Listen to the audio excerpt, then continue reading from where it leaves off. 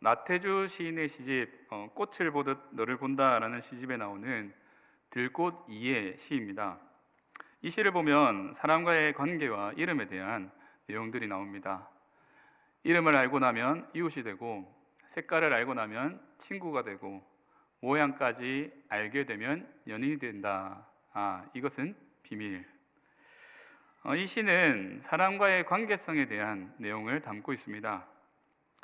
이름을 알고 나면 이웃이 되고, 이 구절은 누군가의 이름을 알게 되면 관계가 시작된다라는 것을 보여줍니다. 이름을 아는 것만 해도 친밀감이 생기는 거죠.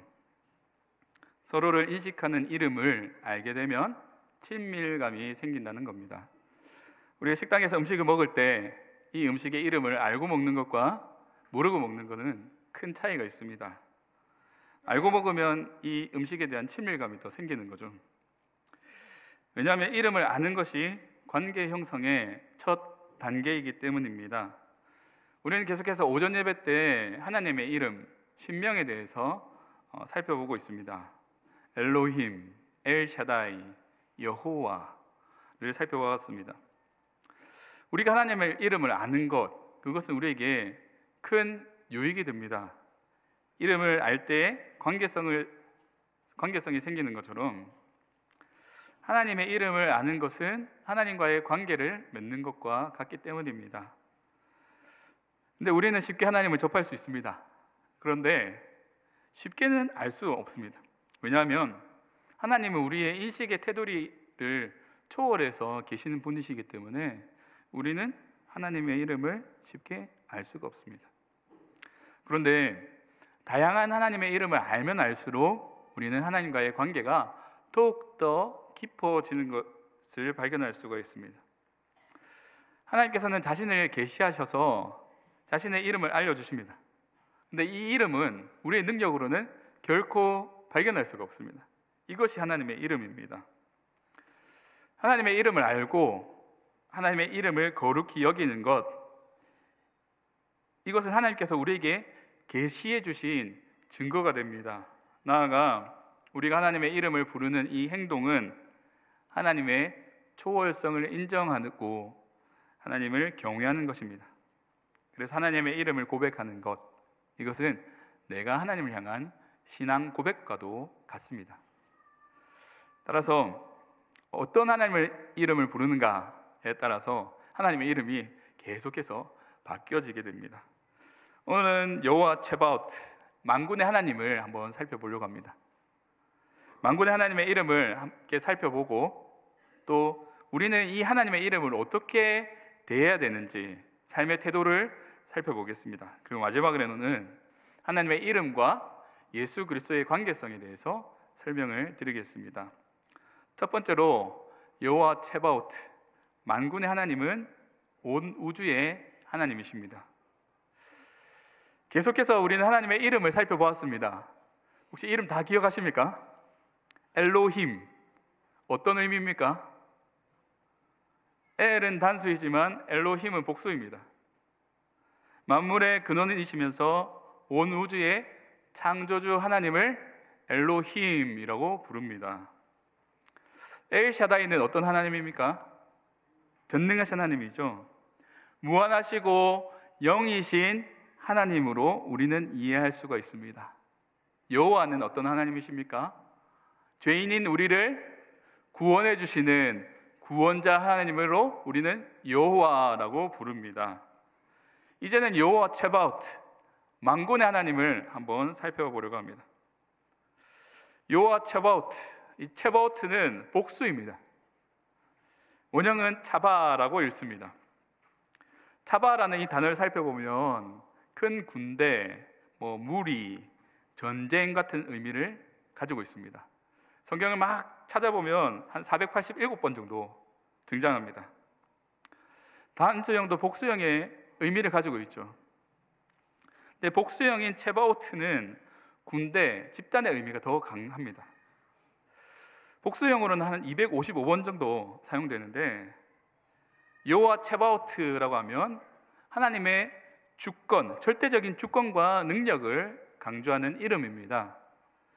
이 단어는 성경에서 굉장히 많이 쓰는 단어 중에 하나입니다. 한글 성경에 보면 만군의 하나님이라고 해서 군대와 연관성을 두고 있는데요. 그런데 의미를 확장해 보면 모든 만물로 우리는 이해할 수가 있습니다. 창세기 2장 1절에 보면 천지와 만물이 다 이루어지니라. 이것을 직역해 보면 그가 하늘과 땅과 모든 만물을 완료하셨다라고 말씀합니다. 여기서 모든 만물을 지칭하는 차바를 사용하고 있습니다.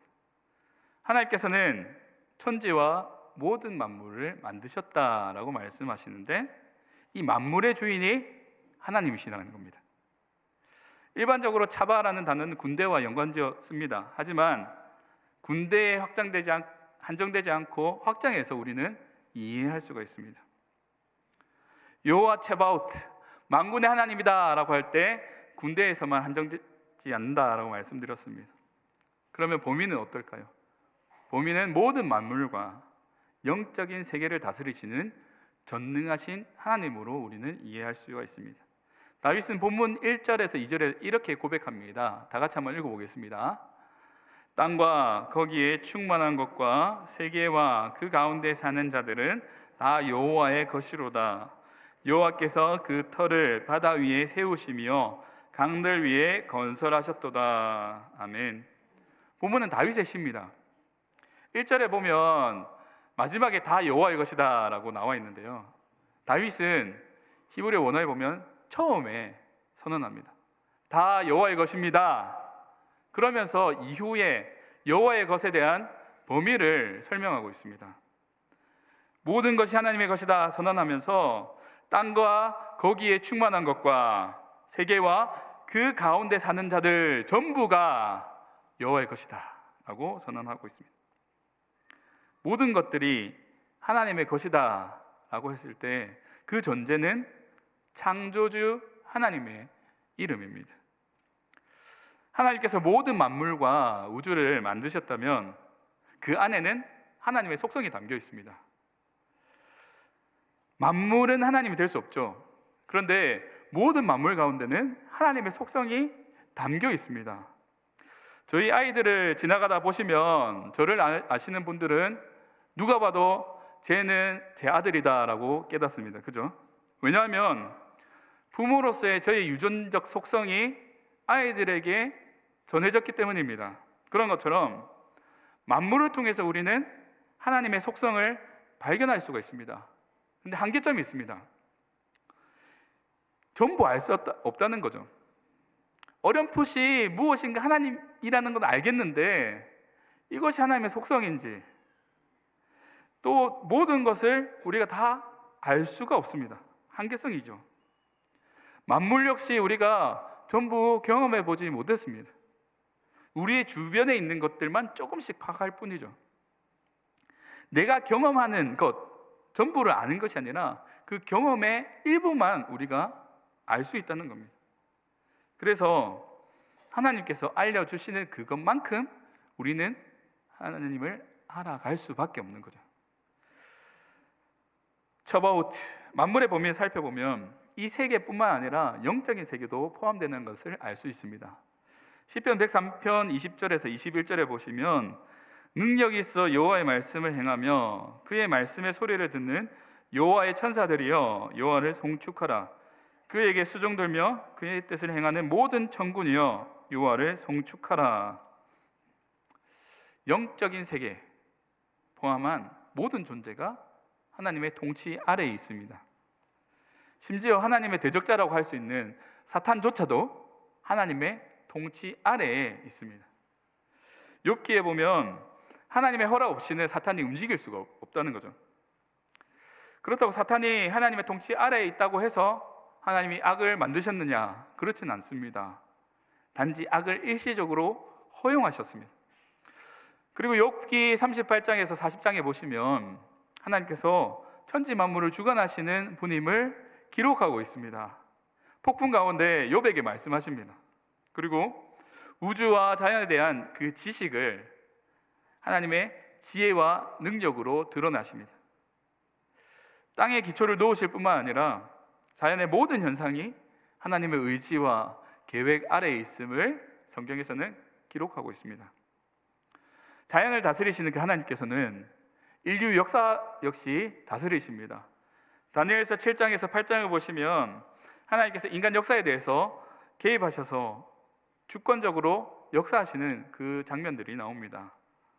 바벨론 제국부터 메데 바사, 헬라, 로마 제국에 이르기까지 인류 역사를 주관하시는 분이 하나님이시고 자신의 백성을 보호하시고 지켜주시는 그 내용들이 기록되어 있습니다. 다니엘서를 통해서 알 수 있는 사실은 하나님께서는 인류 역사를 주관하시면서 동시에 모든 민족의 운명을 좌우하시는 분임을 알 수 있습니다. 사랑하는 성도 여러분, 여호와 체바오트, 만군의 하나님께서는 온 우주를 다스리시는 하나님이십니다. 살아계셔서 역사하시고 운행하시고 주관하시는 하나님은 지금도 저와 여러분을 보고 계시는 거죠. 놀라운 사실이 있습니다. 영적인 세계, 우주 만물, 인류의 역사를 다스리시는 크신 하나님께서 우리 한 사람 한 사람을 지키시고 돌보신다는 사실입니다. 마태복음 10장 30절에 보면 이렇게 말씀합니다.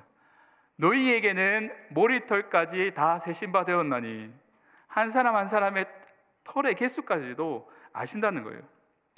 이 말씀은 예수님께서 제자들에게 이야기를 하면서 다른 사람을 두려워하지 말고 너희 영혼을 능히 지옥에 멸하실 수 있는 그 분을 두려워하라 라고 말씀하시면서 참새를 예로 들고 있습니다. 참새 2마리가 한 아사리온에 팔리는데 하나님께서, 아버지께서 허락하지 않으면 그 하나도 땅에 떨어지지 않는다라고 말씀하십니다.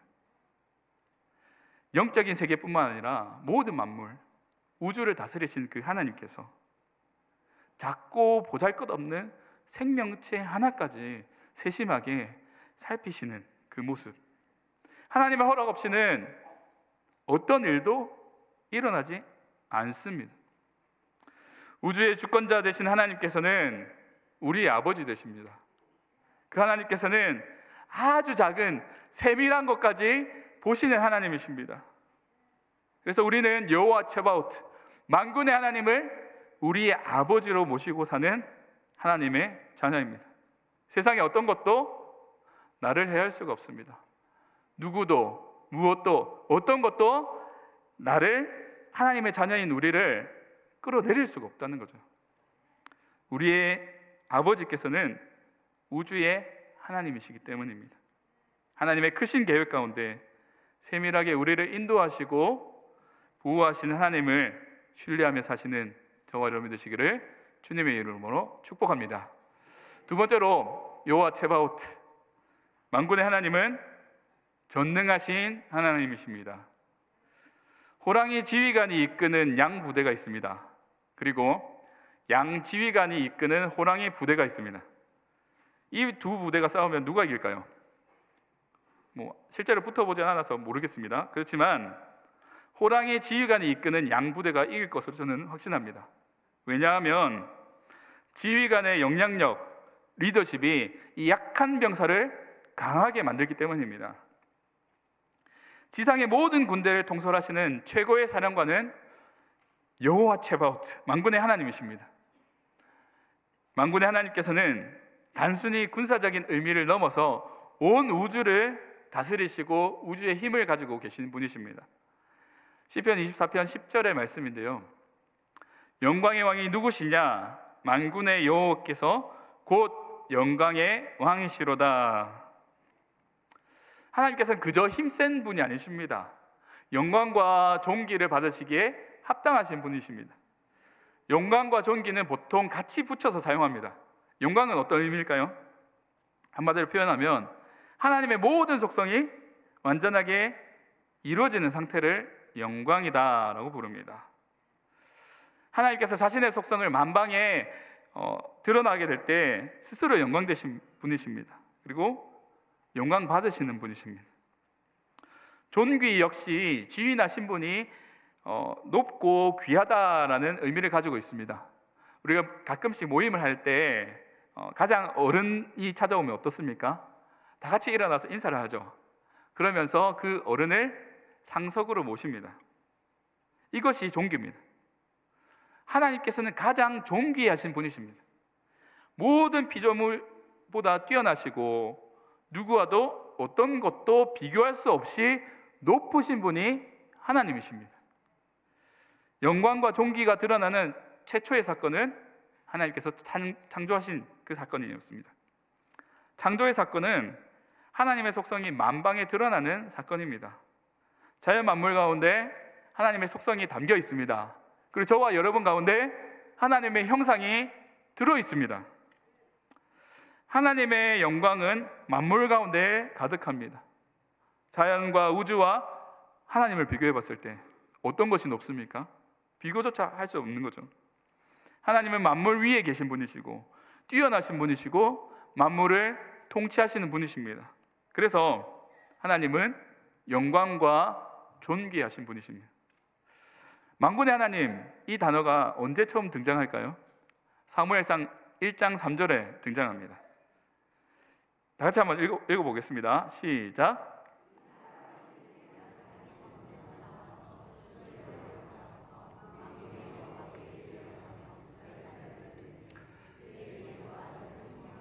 비느하스가 여호와의 제사장으로 거기 있었더라. 이 성경에서 이 사람은 에브라임 사람 엘가나를 말합니다. 엘가나는 마지막 사사 사무엘의 아버지입니다. 매년 만군의 여호와께 제사를 드립니다. 근데 이상하게도 만군의 하나님께 제사를 드리고 예배를 드리는데 이상한 일이 일어납니다. 가정에 갈등이 생기는 거죠. 갈등의 원인은 아내를 편애하는 데 출발합니다. 엘가나에게는 두 아내가 있었습니다. 한나와 브닌나입니다. 브닌나에게는 자식이 있었지만 한나에게는 자식이 없었습니다. 그 이유는 성경에서 하나님께서 한나에게 잉태하지 못하게 하심이라고 말씀합니다. 엘가나가 제사를 드릴 때에 한나에게 갑절의 제물을 줍니다. 엘가나가 한나를 더 사랑하는 거죠. 한나는 아이가 없습니다. 이런 상황에서 브닌나가 한나를 괴롭히기 시작합니다. 이러한 배경에서 매년 한나가 남편을 따라서 실로에 올라가 제사를 드리는데 올라갈 때마다 그 제사 음식을 먹지 않습니다. 울면서 먹지 않는 거죠. 너무나도 슬퍼가지고 이 음식이 들어가지 않는 겁니다. 그래서 한나는 성전에서 하나님께 기도합니다. 사무엘상 1장 11절 말씀인데요.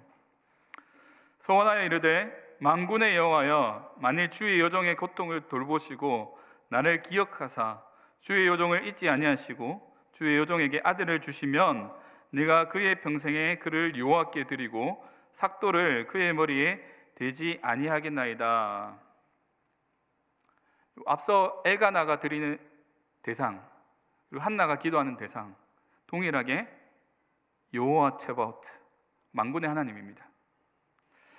엘가나는 매년 자기 성읍에서 나와서 실로에 올라가 하나님께 제사를 드립니다. 매년 만군의 하나님께 나아갑니다. 그런데 어떻습니까? 집에서 갈등이 생깁니다. 가족끼리 문제가 생깁니다. 아내끼리 서로 감정의 골이 깊어집니다. 한나는 남편의 사랑을 받았습니다. 오랜 불임으로 그 마음속에 번민이 가득합니다. 자녀가 없는 문제도 있었지만 브닌나가 한나를 끊임없이 괴롭힙니다. 이로 인해서 한나는 심하게 격분한다라고 성경은 표현합니다. 격분하다 어떻게 실감하십니까? 예를 들어 보겠습니다. 장마 때 하늘에서 천둥 번개가 칩니다. 그때 건물이 흔들리잖아요. 그게 격분입니다. 한나는 그 정도로 화가 났습니다. 이런 분노를 하나님께 부르짖습니다. 기도합니다.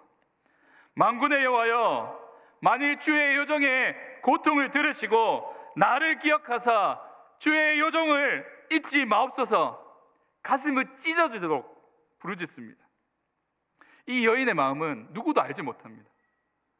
남편이 이 마음을 알았습니까? 몰랐습니다. 성전에 있었던 엘리가 이 마음을 알았습니까? 몰랐습니다. 오직 만군의 여호와 하나님만이 한나의 마음을 아셨습니다. 머리털까지 세시는 만군의 하나님께서 한나의 부르짖음을 들으시고 그 기도에 응답하셨습니다. 여기서 물음표를 한번 던져보겠습니다. 엘가나가 예배하는 만군의 하나님, 그리고 한나가 부르짖는 만군의 하나님, 다른 하나님입니까? 아닙니다. 동일한 하나님입니다. 만군의 하나님께 예배드리고 만군의 하나님께 부르짖는데 결과가 전혀 다릅니다. 엘가나의 가정은 어떻습니까? 문제가 해결되지 않습니다. 여전히 남편의 편애가 있고 아내들 간의 갈등이 있습니다. 만군의 하나님께 예배를 드리는 가정인데 문제가 해결되지 않습니다. 이상하지 않습니까? 반면에 한나는 어떻습니까? 그 문제가 해결됩니다. 근본적인 문제가 즉시로 해결됩니다. 아이를 낳지 못할 것 같았는데 하나님께서 아이를 낳게 하셨습니다. 이 아이는 나중에 커서 이스라엘 구원하는 사사 사무엘이 됩니다. 우리의 삶도 마찬가지입니다. 하나님께 예배를 드립니다. 여전히 가정 가운데 문제가 있습니다. 일이 풀리지가 않습니다.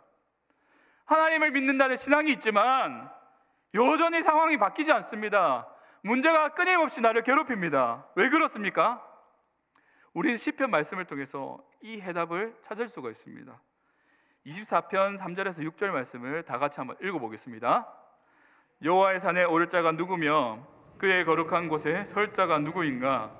곧 손이 깨끗하며 마음이 정결하며 뜻을 허탄한 데 두지 아니하며 거짓 맹세하지 아니하는 자로다.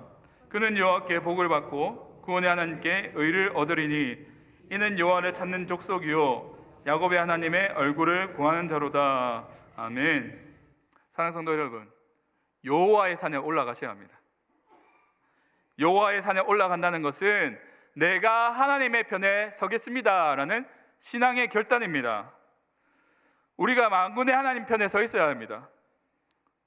여호와의 산에 오르면서 만군의 하나님 편에 서 있는 사람은 어떤 사람일까요? 본문에 세 가지 조건에 충족되어야 된다라고 말씀합니다. 손이 깨끗하고 마음이 청결하며 뜻을 허탄한 데 두지 않고 거짓 맹세하지 않는 사람. 한마디로 말하면 거룩한 삶을 사는 그 사람이 주님의 편에 서는 사람이다라고 말씀합니다. 하나님이 내 편 되어 주시라라는 말씀이 아닙니다. 내가 하나님의 편에 서 있어야 된다는 말씀입니다. 사무엘하 5장 10절에 이렇게 말씀합니다. 만군의 하나님 여호와께서 함께 계시니 다윗이 점점 강성하여 가니라. 이스라엘에서 가장 존경받는 다윗의 성공은 어디에 있습니까? 개인적인 능력입니까? 부담 없는 노력이 있습니까? 그렇지 않습니다.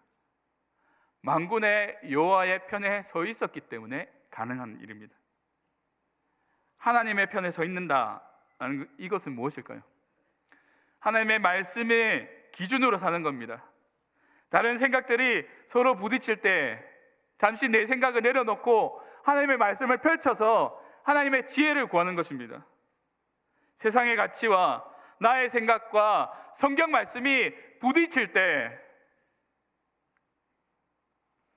나의 생각에 세상의 가치에 그 틀에다가 하나님의 말씀을 구겨 넣는 것이 아니라 하나님의 말씀의 틀에 내 생각을 비춰보고 하나님의 말씀의 틀에 세상의 기준을 비춰봤을 때 그것을 잘라내야 되는 것입니다.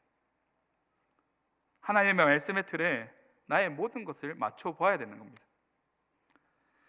성도가 패배감에 빠지고 교회가 힘을 잃는 이유가 무엇입니까? 만군의 하나님의 편에 서 있지 않기 때문입니다. 매년, 매주, 매일마다 만군의 하나님께 예배드립니다. 그런데 문제가 생기는 이유가 뭡니까? 하나님 편에 있지 않으면서 하나님께서 역사하지 않는다라고 말하기 때문입니다. 아닙니다. 만군의 하나님은 온 우주의 하나님이십니다. 전능하신 하나님이십니다. 만군의 하나님 편에 서 있지 않으면서 나 자신이 거룩한 삶을 살지 않는데 어떻게 승리하는 삶을 살 수 있겠습니까? 모든 천사와 모든 권세와 모든 만왕의 왕이시며 총사령관 되시는 그 하나님 편에 서 계시길 바랍니다. 우리가 하나님의 편에 설 때 하나님의 승리가 우리의 승리가 될 줄 믿습니다.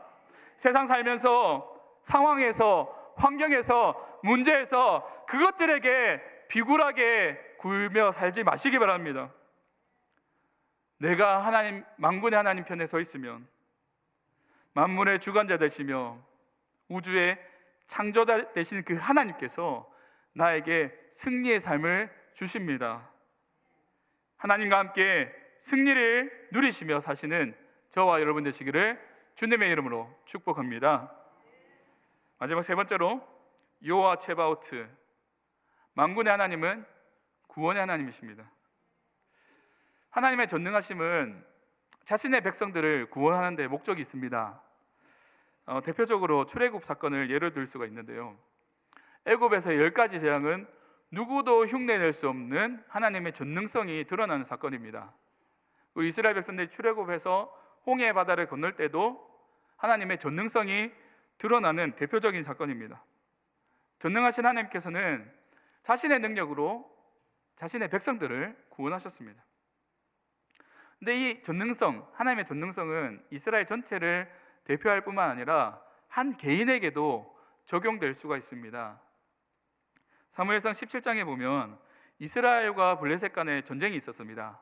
이때 이스라엘이 크게 지고 있는 상황이었습니다. 왜냐하면 블레셋 사람 중에 키가 3m 정도 되는 골리앗이 이스라엘에게 계속 시비를 걸고 있었기 때문입니다. 모든 이스라엘이 두려워하는 상황 가운데 만군의 여호와를 의지하는 한 소년이 있었습니다. 다윗입니다. 다윗이 이 만군의 여호와를 의지하며 나아갑니다. 사무엘상 17장 45절 말씀을 다 같이 한번 읽어보겠습니다. 다윗이 블레셋 사람에게 이르되 너는 칼과 창과 단창으로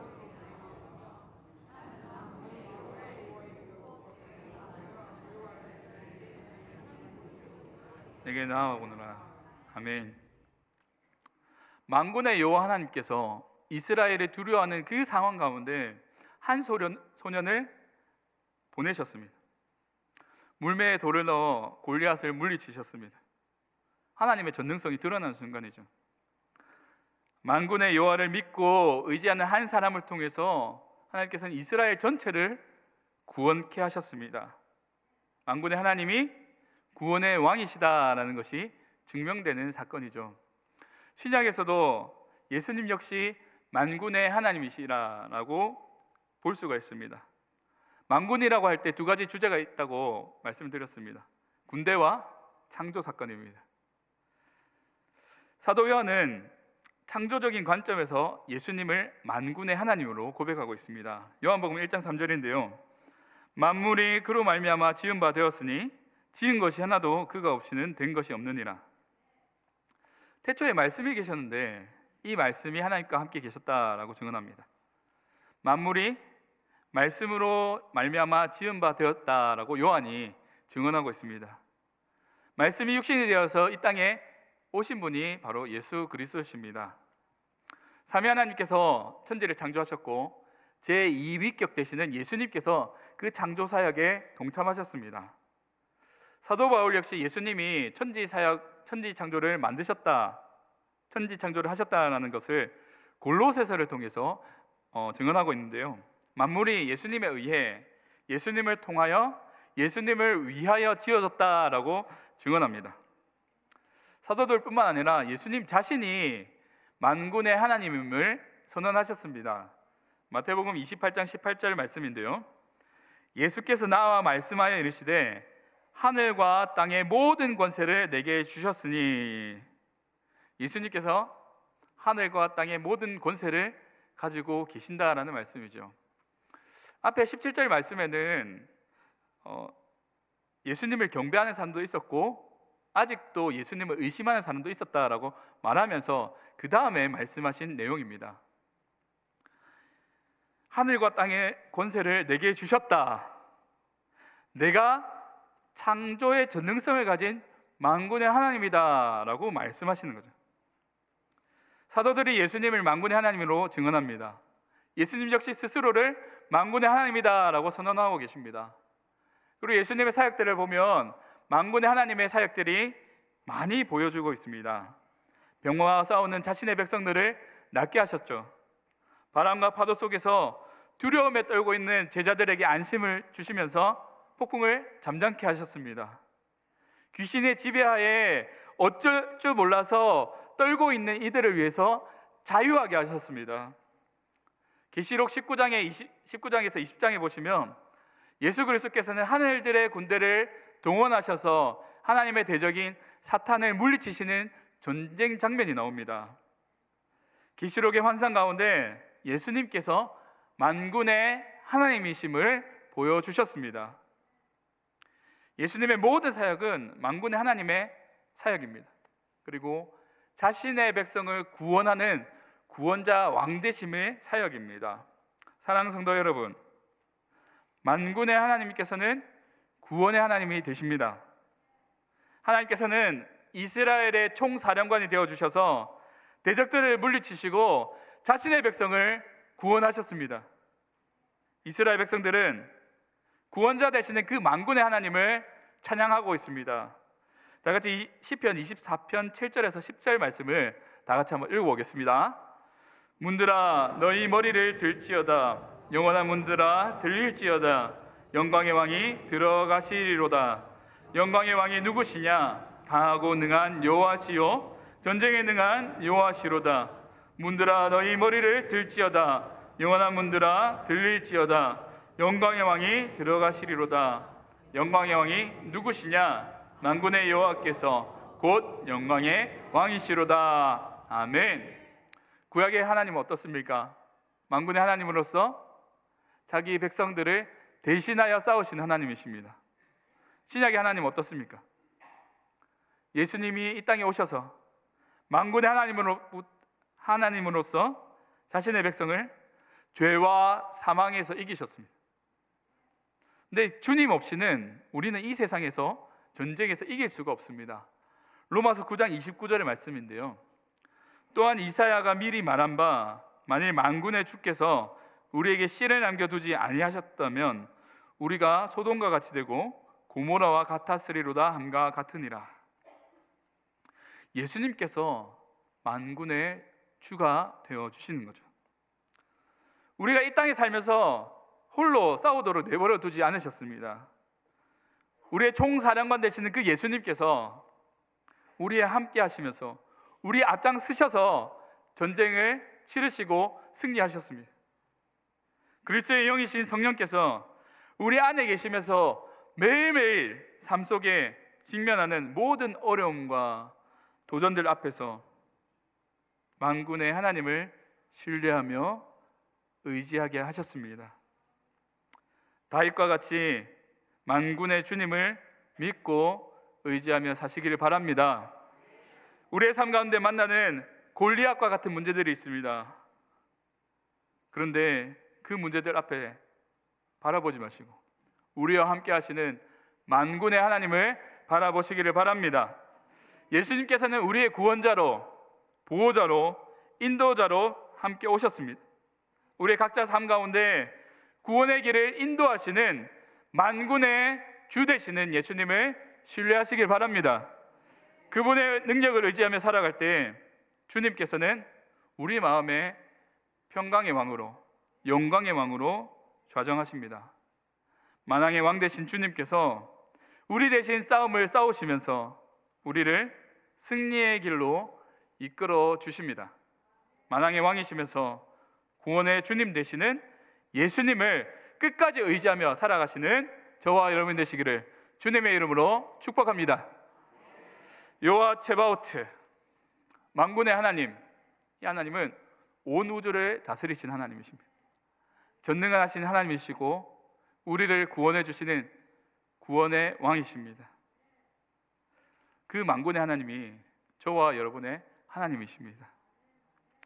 만군의 하나님은 군대의 지휘관이실 뿐만 아니라 온 우주를 다스리시는 하나님이다라고 우리는 말씀을 통해 살펴보았습니다. 근데 온 우주를 다스리시는 이 크신 하나님이 한 사람 한 사람을 돌보시고 지켜주십니다. 만군의 하나님은 또한 전능하신 하나님이십니다. 하나님의 전능성은 창조로 드러난다라고 말씀드렸습니다. 이 전능하신 하나님이 내 편이 되어주시는 것이 아니라 내가 하나님 편에 서 있어야 합니다. 그럴 때 전능하신 하나님으로서 만군의 하나님이 되어주시는 겁니다. 나의 기준에 하나님을 맞추지 말고 하나님의 기준에 맞추어서 하나님의 산에 올라가 만군의 하나님의 편에 서며 사시기를 바랍니다. 그리고 만군의 하나님은 구원의 하나님이십니다. 영적 전쟁에서 승리케 하시는 총사령관이 되어주십니다.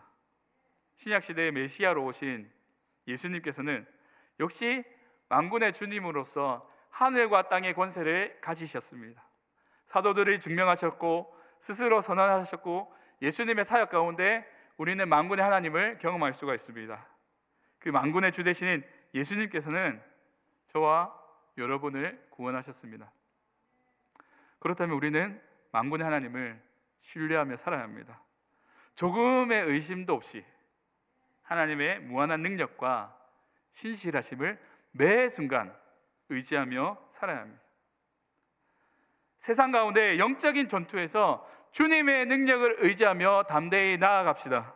내 힘이 아니라 전능하신 하나님의 능력으로 싸우면서 하나님께서 주시는 영적인 무기 성경 말씀을 가지고 모든 도전과 어려움을 극복하시기 바랍니다.